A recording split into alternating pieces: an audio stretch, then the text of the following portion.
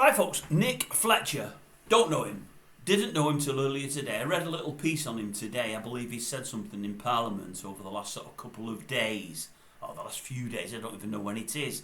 I've only sort of roughly looked at the piece, I've not read it in its entirety. But he said something, I think he's an MP for Doncaster, Tory MP for Doncaster, I think one of the three that covers that borough there. And he said something along the lines of, at this moment in time, Doncaster is full. It's completely full. We've got no room to put anybody else.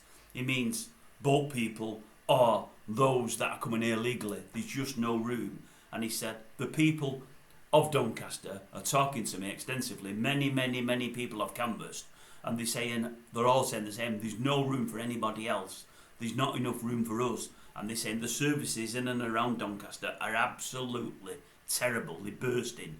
Things like your national health, housing, road conditions, everything. They said they're at the end of the tether and it's an awful place to live at this moment in time. So as I say, he stood up in Parliament and said, that's it as far as we're concerned. There's no room at the inn. I believe he's coming for it. Good style. I've not been following this story, folks. I really haven't. But I believe, do they call them the lefties? I don't even really know what they are, but I think it's just people that like to moan and whinge and pick faults in anything and everything people say. I believe they've piled onto him and said he's out of order, racist this, racist that, racist the other. It's an easy card to play and they play it with regularity. Anyway, I've read the piece. As I said, I've not read the whole piece, but I've read bits of what he said and I've thought to myself, there's nothing wildly racist there in what he said. Well, in fact, there's nothing racist at all from what I can see. You know, at the end of the day, if it is teeming with people and it's full and all the public services can't be saying you can't get them, you can't get to anything because you've just an explosion of people there, what's wrong in saying it?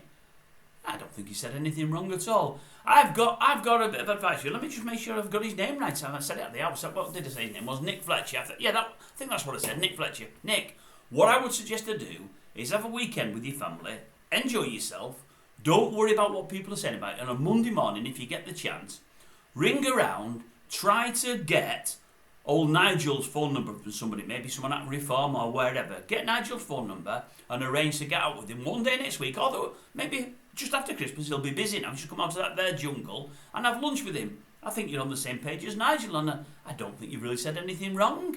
I mean, it could have been Nigel talking as far as I could see. I don't think you said anything wrong at all. But no.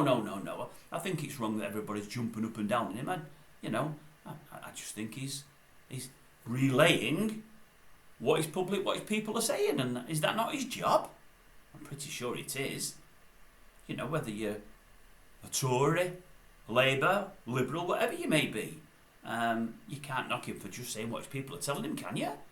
I wouldn't have thought so, but then again, what do I know?